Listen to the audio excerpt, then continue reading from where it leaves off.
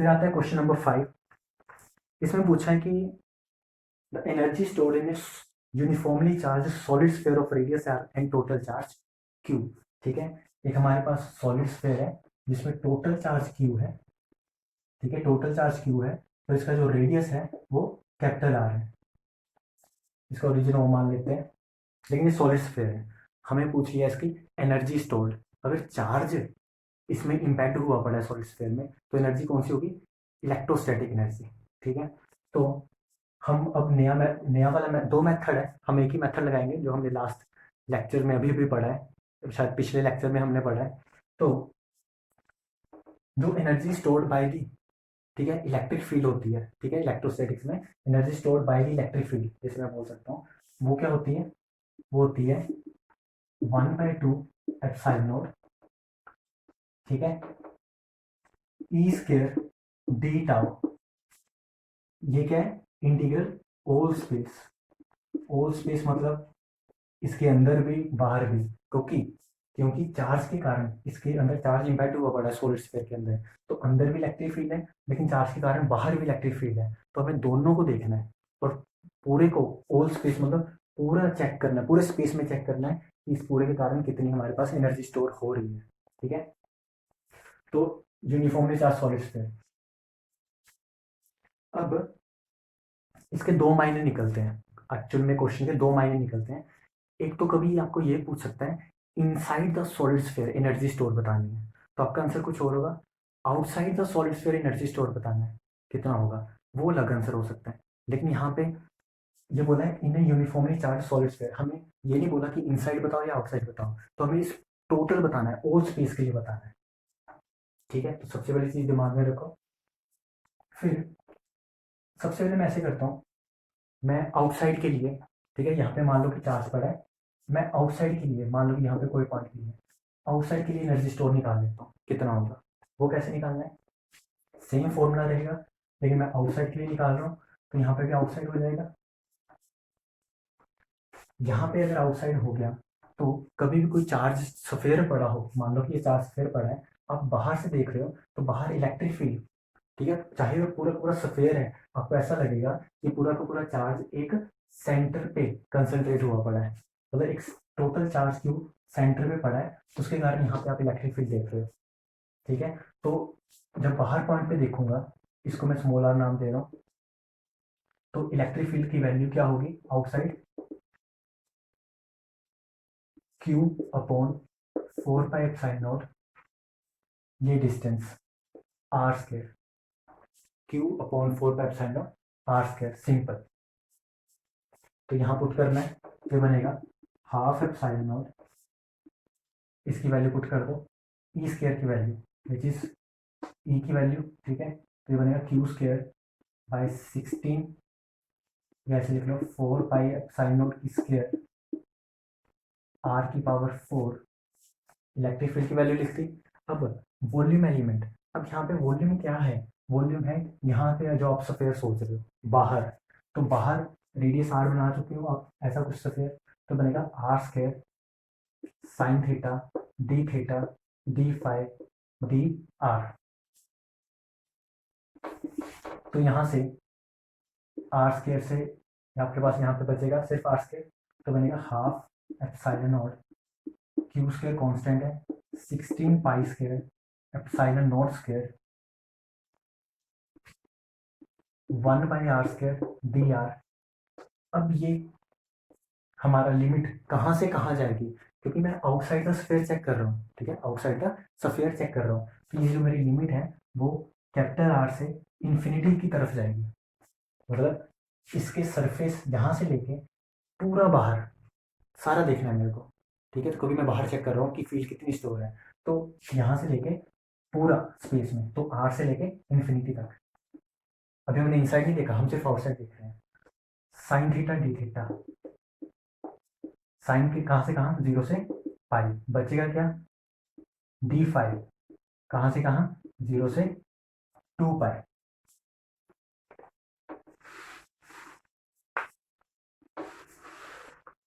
तो इसको सोल्व करना है सिंपल, तो ये बनेगा हमारे पास epsilon naught q square by 32 pi square epsilon naught square, इसकी इंटीग्रेशन करोगे तो बनेगा -1/r। ठीक है, तो -1/r, और कहाँ से कहाँ, कैपिटल आर से इन्फिनिटी। इसकी इंटीग्रेशन कोस साइन थीटा की integration minus of cos theta, तो माइनस ऑफ कोस थीटा कहाँ से कहाँ, 0 से पाई। डी फाई की इंटीग्रेशन फाई कहाँ से कहाँ, 0 से 2 पाई।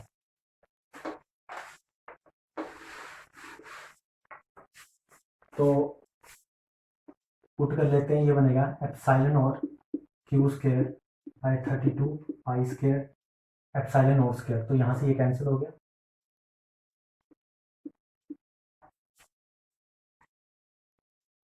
ठीक है, upper limit minus lower limit, तो बनेगा हमारे पास 1/r। Upper limit minus lower limit यहाँ पे पुट करोगे तो बनेगा cos pi is -1 minus cos 0 is, तो ये बनेगा 2, यहाँ पे करोगे तो 2 पाई, तो 2 2 ज़ा 4, 8 4 ज़ा 32, 8 से कैंसिल हो जाएगा, पाई से एक पाई कैंसिल हो जाएगा। ठीक है, स्ट्रक्चर में ये नहीं आना था, ये कैंसिल कर चुका था पहले, तो ये बन जाएगा हमारे पास q square by 8 pi epsilon naught r. ठीक है, तो ये मेरी जो एनर्जी स्टोर है आउटसाइड रीजन में आएगी, आर से लेके इन्फिनिटी तक, ये आ गया आउटसाइड रीजन के लिए। और इसको ऐसे मत सोचना कि मैंने सिर्फ यहाँ से लेके यहाँ तक किया है और यहाँ से यहाँ नहीं किया। एक्चुअली में जब मैंने यहाँ से यहाँ किया तो जो थीटा और फाई थे उसने बाकी का डिस्टेंस भी कवर कर लिया है। ठीक है, तो मैंने पूरा आर से लेकर इन्फिनिटी तक सारा डिस्टेंस कवर कर लिया।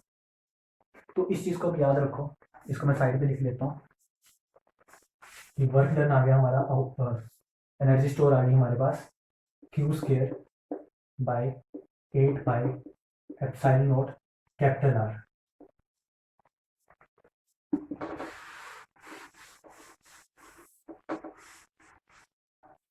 फिर उसके बाद अब मैं इनसाइड एनर्जी स्टोर निकालता हूँ।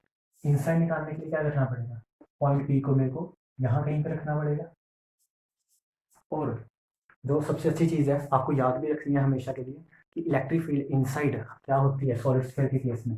अभी करके हटते थे रो आर बाय 3 एप्सिलॉन नॉट। अभी जो आर है वो ये डिस्टेंस है, यहाँ से लेके पी पॉइंट का डिस्टेंस ओरिजिन से।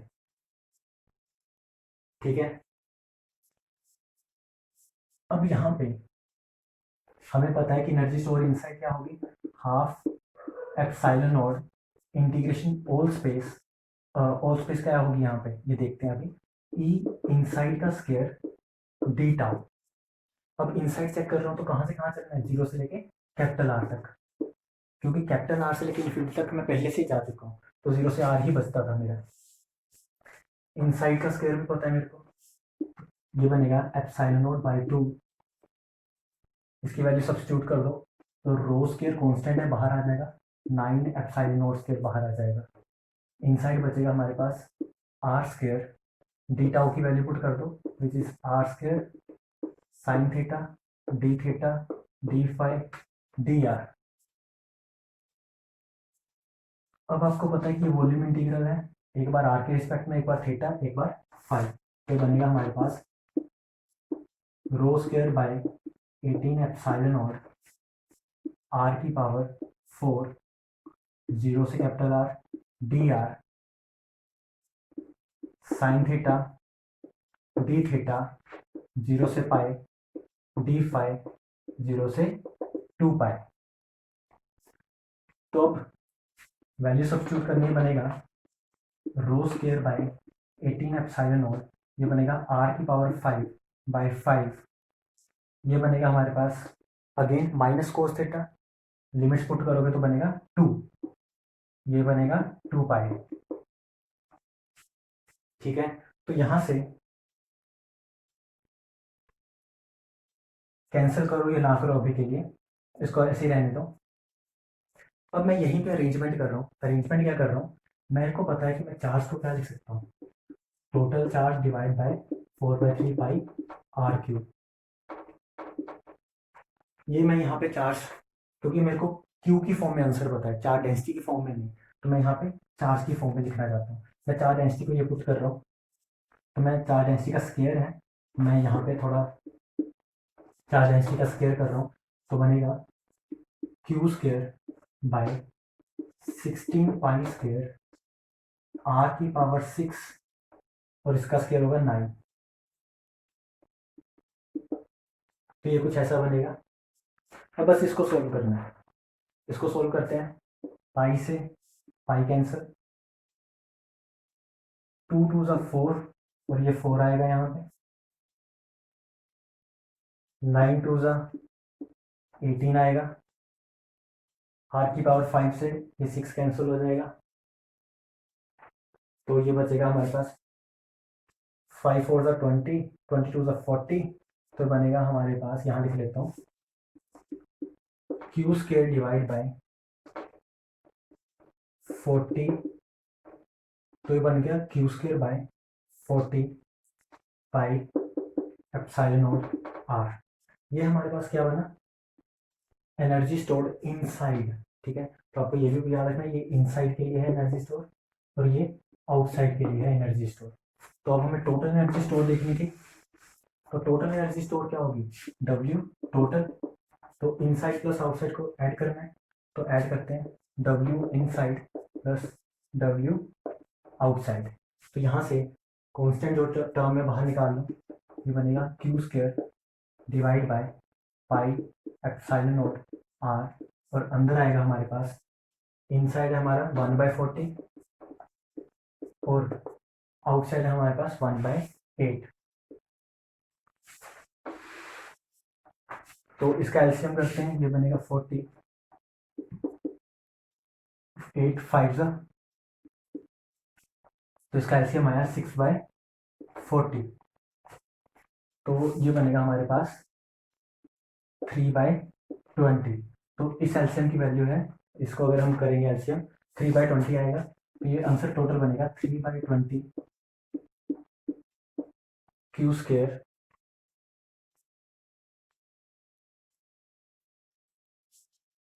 Bye pi epsilon naught R. तो आपका जो आंसर होगा वो होगा option C, 3 Q square by 20 pi epsilon naught R. तो ये वर्क टोटल हमारे पास एनर्जी स्टोर होगी ड्यू टू सॉलिड स्फीयर। ठीक है, फिर नेक्स्ट क्वेश्चन,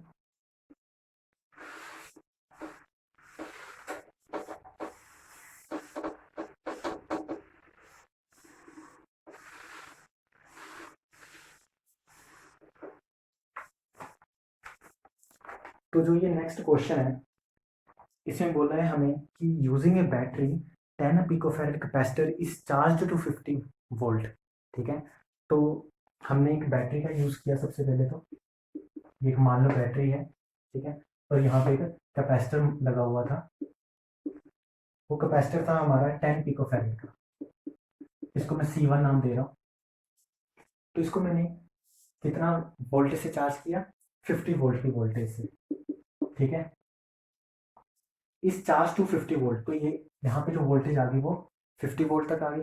मतलब कहने का है, जब तक इसके क्रॉस में 50 वोल्ट नहीं आएगा तब तक क्या होगा, यहाँ से करंट चलता जाएगा। ठीक है, चार्ज मूव करता जाएगा। अब इसके क्रॉस 50 वोल्ट आ गया, ये फर्स्ट लाइन में लिखा है, a 10 picofarad capacitor is charge to 50 volt.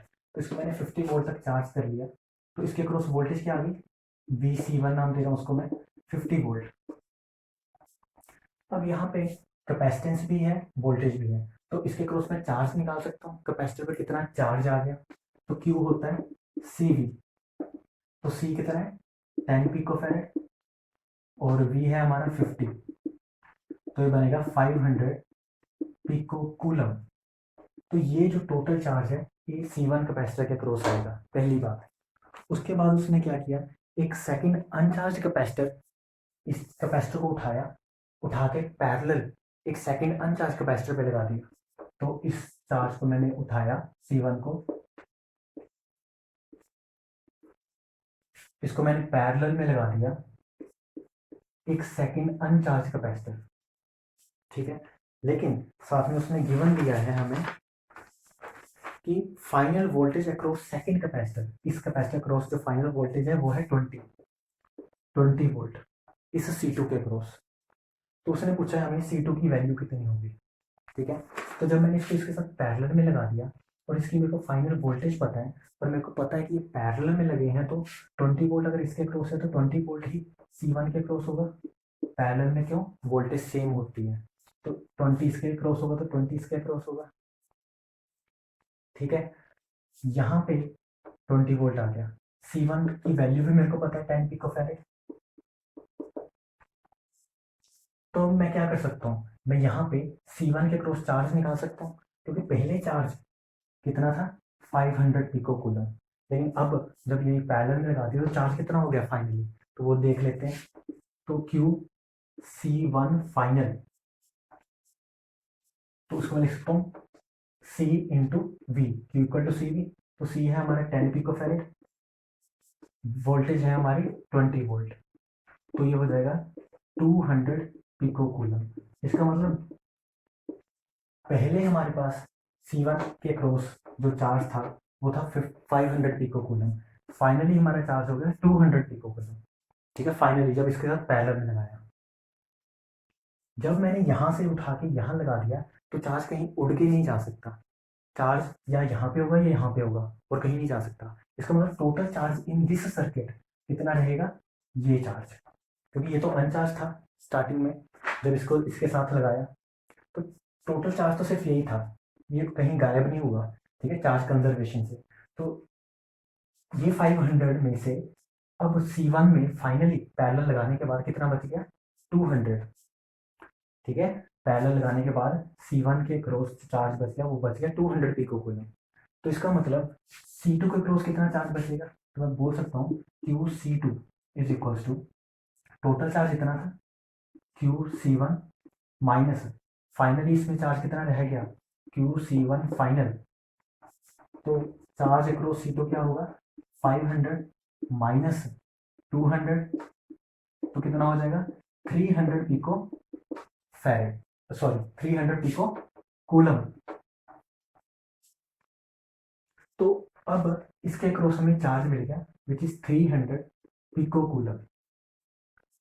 ठीक है, वोल्टेज भी है चार्ज भी है, कैपेसिटेंस निकल गई, तो कैपेसिटेंस C2 क्या होगी, क्योंकि Q equal to C V होता है, तो C is equal to Q by we.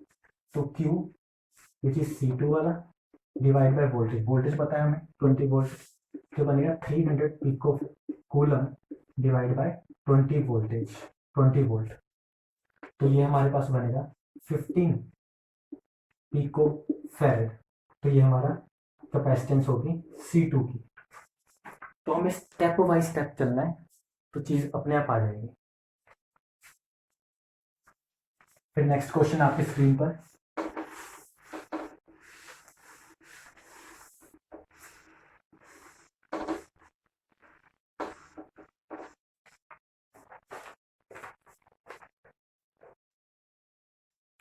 Next question में उसने बोला है कि हमारे पास एक सॉलिड सिलेंडर है, ठीक है, जिसका रेडियस R है और टोटल चार्ज Q है पूरे सिलेंडर में। ठीक है, फिर उसने बोला है हमें it is rotating about its axis with angular speed omega. ठीक है, विद एंगुलर स्पीड ओमेगा। उसने बोला है the magnitude of total magnetic moment of the cylinder, magnetic moment निकालना है हमें सिलेंडर का। तो सबसे पहले मान लो कि ये सिलेंडर है कुछ ऐसा, तो सिलेंडर हमारा कौन सा है, सॉलिड सिलेंडर। ठीक है, और उसकी एक्सिस के क्रॉस वो रोटेट कर रहा है, तो ऐसे रोटेट करेगा इस एक्सिस के क्रॉस, ऐसे घूमेगा, जैसे ये सिलेंडर मान लो ये ऐसे घूम रहा है। मैग्नेटिक मोमेंट की वैल्यू पूछी है। ठीक है, कभी भी डिस्क हो, होलोस्फेयर हो, होलो, ठीक है, या सॉलिड स्फेयर हो, या होलो सिलेंडर हो, या सॉलिड सिलेंडर हो, रोटेट कर रहा हो, यूनिफॉर्म चार्ज डेंसिटी हो, यूनिफॉर्म चार्ज डेंसिटी भी होनी चाहिए, ये भी पॉइंट याद रखना, यूनिफॉर्मली डिस्ट्रीब्यूट होना चाहिए चार्ज, तभी लगा सकता हूँ जो मैं लगाने वाला हूँ।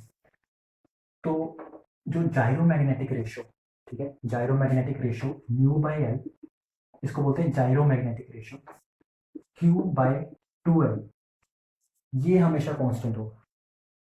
ठीक है, तो चार्ज हमारा यूनिफॉर्मली डिस्ट्रीब्यूट होना चाहिए, एक्चुअल में मास भी हमारा यूनिफॉर्मली डिस्ट्रीब्यूट होना चाहिए। चार्ज भी हमारा यूनिफॉर्मली डिस्ट्रीब्यूट होना चाहिए, तभी आप ये फॉर्मूला लगा सकते हो। और ओमेगा वेलोसिटी से रोटेट करना चाहिए। ये हमारे पास है magnetic movement. Magnetic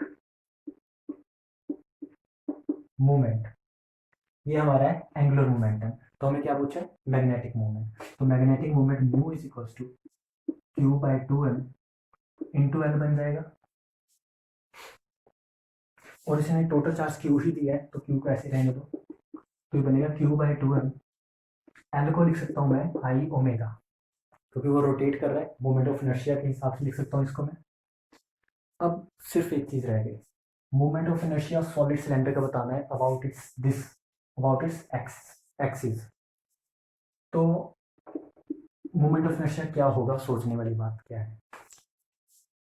moment of inertia हम ये वैसे कर चुके हैं। इस सिलेंडर को, सॉलिड सिलेंडर को हम कैसा मान सकते हैं? डिस्क के जैसा, ठीक है। तो एक डिस्क, दो डिस्क, मतलब कितनी सारी डिस्क को एक साथ जोड़ दो, सॉलिड सिलेंडर बन जाएगा। अब आपको सिर्फ इतना बताना है कि डिस्क के सेंटर में से, ठीक है, अगर ये एक डिस्क है, ये क्वेश्चन पेपर एक डिस्क है, तो ये एक सेंटर से एक्सिस चल रही है और ये डिस्क रोटेट कर रही है, तो हमारे पास मोमेंट ऑफ इनर्शिया क्या होगा? ठीक है। तो जब हम लेते हैं रिंग, अगर ये रिंग होती, सेंटर से पूछते हैं, तो वो होता है एम आर स्क्र, ठीक है। और अगर यही डिस्क होगी तो एम आर स्क्र बाय 2, ठीक है। तो डिस्क के केस में हो जाएगा एम आर स्क्र बाय 2, तो ये बनेगा एम आर स्क्र बाय 2, ठीक है। तो अब आप सोच रहे हो कि ये डिस्क तो है नहीं, सॉलिड सिलेंडर है, लेकिन ड्यू टू सिमेट्री सारे डिस्क को मैं जोड़ के एक सिलेंडर बना सकता हूँ, और ड्यू टू सिमेट्री में इसका मूवमेंट ऑफ इनर्शिया इस पूरे का इस एक्सिस के थ्रू क्या लिख सकता हूँ? M R square by 2, disc के जैसा। चलो ये आ गया, यहाँ पुट करना है और कोई काम नहीं है, तो ये आएगा Q by 2m M R square, क्योंकि मास तो सेम ही होगा, यहाँ तो चलो कैपिटल लिख दिया, M R square by 2 into omega. M से एम कैंसिल हो जाएगा, तो जो आपका आंसर बनेगा वो बनेगा Q R square omega by 4, Q R square omega by 4। तो ये आपका मैग्नेटिक मूवमेंट का आंसर होगा, ठीक है। तो इजी वन था, ऐसे क्वेश्चन आते भी हैं नेट में।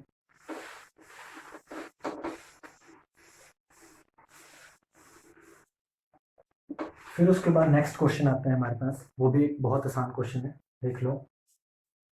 हमें दिया हुआ है 0 से 2 x square grand delta function of x minus 3 dx, हमें इसकी वैल्यू बतानी है। तो कभी कभी जल्दी जल्दी में ऐसा लगता है कि इतना आसान क्वेश्चन, तो हम क्या करते हैं, हमें पता होता है कि x को 3 पुट करेंगे, वहां पे ये क्या फंक्शन बनेगा 1, तो x को 3 पुट करना है। तो कई बच्चे क्या करते हैं, x को सीधा 3 इसमें पुट किया, 9 आंसर बोल दिया। लेकिन हमें इंटीग्रेशन भी देखना है, कहाँ से कहाँ जा रहे हैं। ये आंसर राइट होता अगर ये मेरा 0 से 4 होता, 5 होता, इन्फिनिटी होता, मतलब इसको एनक्लोज कर रहा होता, लेकिन x इक्वल टू 3 को ये एनक्लोज नहीं कर रहा, क्योंकि ये 0 से 2 है, ठीक है। तो ये 3 को एनक्लोज नहीं कर रहा, इसलिए ये मेरा सीधा आंसर क्या होगा? 0। तो 3 को एनक्लोज करना चाहिए इंटीग्रल में, तो मैं बोल सकता हूँ कि इसको x इक्वल टू 3 सीधा इसमें पुट करो, आंसर आ गया, ठीक है। क्योंकि ये 1 हो जाएगा x इक्वल टू 3 पे, और 3 x को 3 पुट यहाँ कर दोगे। लेकिन अगर इंटीग्रल के अंदर ये लिमिट x इक्वल टू 3 इसके अंदर नहीं आ रही, तो आप नहीं रख सकते, तो आंसर सीधा क्या होगा? 0। तो ये बहुत आसान क्वेश्चन था। फिर हमारे पास 9th क्वेश्चन आता है आपकी स्क्रीन पर।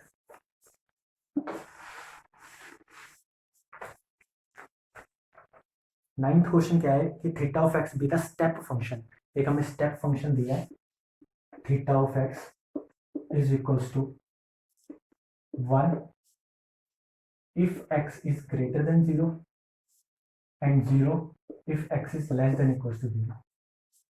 तो ये बताना था ऑप्शन में, 0 है, इन्फिनिटी है, इसका derivative D theta by D x का डेरिवेटिव। तो अगर मैं डायग्रामेटिकली सोचूं, ये ओरिजिन मान लेता हूँ। तो थीटा ऑफ एक्स मेरा कैसे चल रहा है, ये थीटा ऑफ एक्स मान लेता हूँ ऊपर की ओर।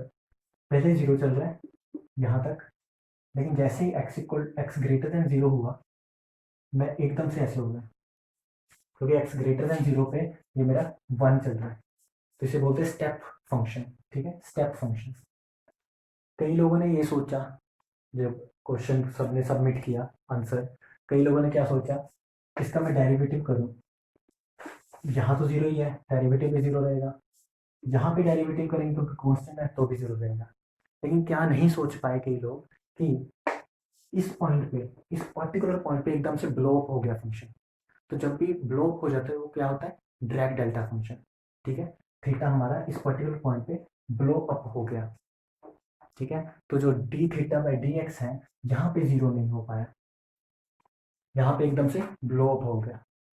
तो इस केस में सोल्व कैसे करते हैं, सोल्व करने का वे क्या है, कभी भी, क्योंकि जो फंक्शन एकदम से एक पर्टिकुलर पॉइंट पे ब्लॉक करता है तो हम ड्रैग डेल्टा फंक्शन की बात करते हैं।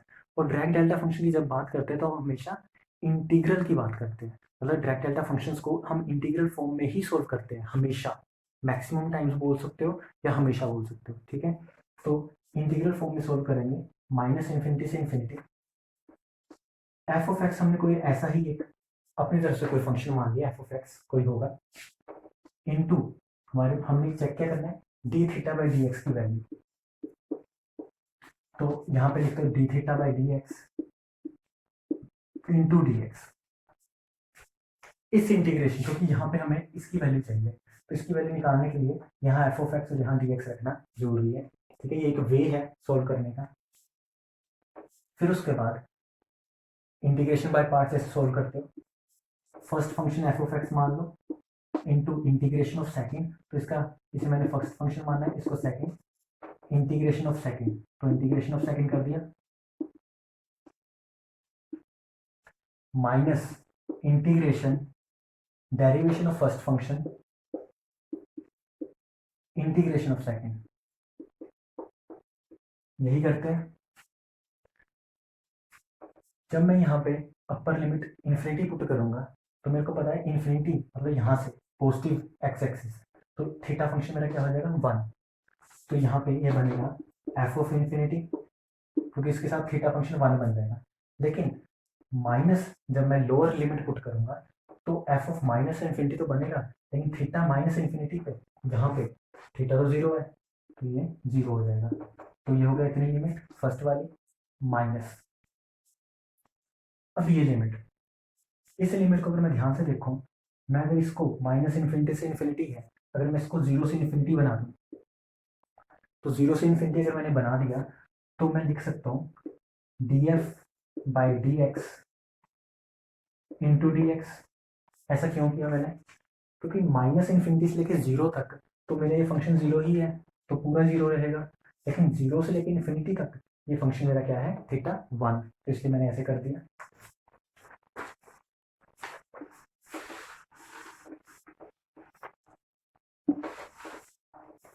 तो यहां से ये बनेगा एफ ऑफ इन्फिनिटी माइनस, इसकी इंटीग्रेशन करनी है तो इसकी integration simple F of x होगा, और लिमिट क्या होगी, ऐसे सोच सकते हो कि डी एक्स से डी एक्स कैंसिल हो गया, डी एफ की इंटीग्रेशन डी से इंटीग्रेशन कर जाएगा ये डी से, तो एफ ऑफ एक्स बचेगा, इसकी इंटीग्रेशन जीरो से इन्फिनिटी।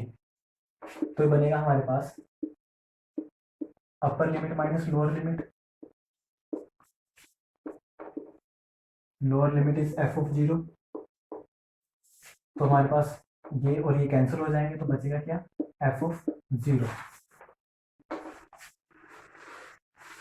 तो अगर ध्यान से देखो इस पूरी इंटीग्रेशन की वैल्यू क्या है, एफ ऑफ जीरो। और एक्चुअल में आप एफ ऑफ जीरो को क्या लिख सकते हो, माइनस इन्फिनिटी से infinity F of x delta of x D x. तो ठीक है, तो यहाँ पे मैं लिख रहा हूँ एफ ऑफ जीरो की वैल्यू माइनस इन्फिनिटी से infinity F of x delta of x D X.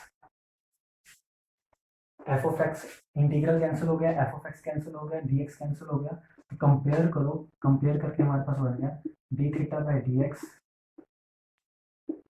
Is equals to delta of X. तो ये आपका आंसर होगा। इस पर्टिकुलर इसे आप फॉर्मूला भी मान सकते हो, इसको आपको याद भी रखना है, ये बहुत इंपॉर्टेंट चीज़ है, न्यूमेरिकल्स में काम आ जाता है, सीधा सीधा पुट करना होता है, ठीक है। तो आपको ये पॉइंट याद भी रखना है कि अगर स्टेप फंक्शन हो उसका अगर आप डेरिवेटिव करो तो डायरेक्ट डेल्टा फंक्शन बनेगा। फिर आता है हमारे पास आज का लास्ट क्वेश्चन, पढ़ लो क्वेश्चन को। ये एक्चुअल में जस्ट 2019 का क्वेश्चन है, ठीक है। इसमें है क्या, इसमें बोला psi A vector is a conservative vector. तो आप लोगों को याद रखना है कि जब भी मैं बोलूँगा it is a conservative vector, तो मतलब उसका जो कर्ल होगा वो 0 होगा। तो मैं बोल सकता हूँ del cross psi A, del cross psi A is equal to 0, क्योंकि हमारा साई ए है क्या, कंजर्वेटिव वेक्टर, तो उसका जब कर्ल करेंगे तो वो क्या आएगा, 0। फिर उसने दूसरी लाइन में बोला है कि A vector is a non conservative vector, ठीक है, जो ए है वो नॉन कंजर्वेटिव है, तो मैं बोल सकता हूँ कि डेल क्रॉस ए मेरा क्या होगा, नॉट इक्वल टू 0। तीसरी लाइन में उसने बोला है कि जो मेरा साई है वो एक नॉन जीरो स्केलर है, तो मैं बोल सकता हूँ जो मेरा साई है नॉन जीरो स्केलर है, तो नॉट इक्वल टू 0। तो सबसे पहले ये पार्ट्स लिख लिए, फिर पूछा उसने which one of the following is true. तो आपने क्या करना है, ये एक एक्चुअल में इसका एक फॉर्मूला होता है, जैसे हमने दो फॉर्मूले लिखे थे, मतलब एक फॉर्मूला आपको अगर याद हो डेल डॉट एफ ए, ये हमने अभी इस्तेमाल भी किया था। इसका फॉर्मूला क्या था, F del dot A, F del dot A plus A dot del F, ये इसका फॉर्मूला था। इसी तरह से डेल क्रॉस एफ ए भी होता है, एफ हमारा स्केलर फंक्शन है, ए हमारा वेक्टर फंक्शन है, तो यहाँ पे क्या बनेगा, एफ, ठीक है, एफ डेल क्रॉस ए आपको याद रखना है, plus del F cross A, तो ये इसका फॉर्मूला है क्रॉस वाले के लिए। तो जितनी बार आप प्रैक्टिस करोगे क्वेश्चंस आपको फॉर्मूले याद होने शुरू हो जाएंगे। अब इसको इसके साथ रिलेट करो, सेकंड फॉर्मूले को इस वाले के साथ, तो सेम ही चीज़ है, यहाँ पे साई हमारा स्केलर है, यहाँ पे एफ हमारा स्केलर है, ये ए वेक्टर है, ठीक है। तो इस चीज़ को मैं डेल क्रॉस साई ए को मैं लिख रहा हूँ psi del cross A plus del psi cross A, लेकिन ये पूरी टर्म इक्वल टू किसके हैं, 0 के, 0 के, ठीक है। तो मैं यहाँ से लिख सकता हूँ psi del cross A is equals to minus of del psi cross A. तो एक्चुअल में इक्वल टू माइनस साइन हटाने के लिए मैं क्रॉस प्रोडक्ट को उल्टा कर दूंगा, तो बनेगा ए क्रॉस डेल साई पॉजिटिव में, तो यहाँ पे था साई डेल क्रॉस ए। अब अगर मैं, क्योंकि मेरी फर्स्ट ऑप्शन के हिसाब से अगर मैं ए डॉट करता हूँ दोनों साइड, ठीक है, डॉट प्रोडक्ट करता हूँ ए वेक्टर के साथ, ये बनेगा psi A vector dot del cross A is equals to, इस तरफ भी करना पड़ेगा, A vector dot A cross del psi, ठीक है।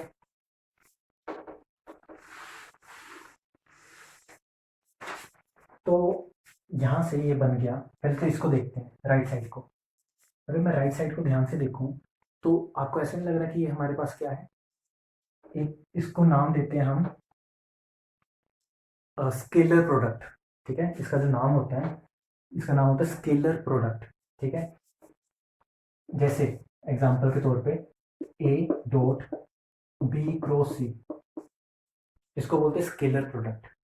अगर इस स्केलर प्रोडक्ट में ट्रिपल स्केलर प्रोडक्ट भी बोल देते हैं, तो ट्रिपल स्केलर प्रोडक्ट में अगर एक भी टर्म सेम हो जाए, मतलब यहाँ पे ए है, यहाँ बी है, यहाँ सी है, अगर बी को मैं ए लिख दूँ, ए क्रॉस सी, तो ये हमेशा 0 होगा। एक भी टर्म सेम हो जाए, सी को मैं ए लिख दूँ, अगर मैं ऐसे यहाँ पे बी लिख दूँ और यहाँ ए लिख दूँ, फिर भी ये जीरो होगा, ठीक है। तो चाहे ये लिख लो चाहे ये लिख लो, ये जीरो होगा। सोचने वाली बात है, ऐसा क्यों? वैसे सोच सकते हो, ए क्रॉस सी, ए क्रॉस सी कभी भी एक ही डायरेक्शन में नहीं आएगा, क्योंकि जब मैं आई कैप क्रॉस जे कैप करता हूँ तो मैं के कैप डायरेक्शन में जाता हूँ। इसी तरह से ए क्रॉस सी की जो डायरेक्शन होगी वो ए कैप की डायरेक्शन कभी भी नहीं होगी, ठीक है। वो हमेशा परपेंडिकुलर टू ए कैप होगी, ए कैप की डायरेक्शन नहीं होगी। अगर वो उसकी सेम डायरेक्शन नहीं आया तो डॉट प्रोडक्ट क्या हो जाता है? जीरो हो जाता है, क्योंकि same I cap dot I cap he one होता है, सेम वाले ही वन हो सकते हैं, ठीक है। तो सेम होगा तो नॉन जीरो होता है। लेकिन ए क्रॉस सी किसी और डायरेक्शन में जाएगा, तो उसकी डायरेक्शन मान लो ए की डायरेक्शन इस तरफ है, सी की डायरेक्शन ऊपर वाली तरफ है, ठीक है। तो ए इस तरफ है, सी ऊपर वाली तरफ है, तो ए क्रॉस सी की डायरेक्शन क्या होगी? इस तरफ। अब एक ये डायरेक्शन है, डॉट करना है हमें ए वाली डायरेक्शन के साथ, तो एक ये डायरेक्शन है एक ये डायरेक्शन, दोनों आपस में परपेंडिकुलर है, तो डॉट पर क्या होगा? कोस 90, ठीक है। तो ये जीरो हो जाएगा। तो आप ऐसे याद रख सकते हो, कभी भी दो सेम हो जाए तो जीरो ही होगा। तो इसलिए यहाँ पे ये ट्रिपल स्केलर प्रोडक्ट है, तो ये क्या आएगा? जीरो। तो अगर ये जीरो आ गया तो मैं बोल सकता हूँ जो मेरी लेफ्ट साइड है, मैं लिख सकता हूँ यहाँ पे sine A dot del cross A is equal to, right side मेरी जीरो हो चुकी है। अब क्वेश्चन में गिवन है कि sine is not equal to zero. अगर ये जीरो के बराबर नहीं है तो इसका मतलब कौन जीरो के बराबर है? जो बाकी बच गया, तो इसका मतलब ये आंसर होगा। तो ऑप्शन ए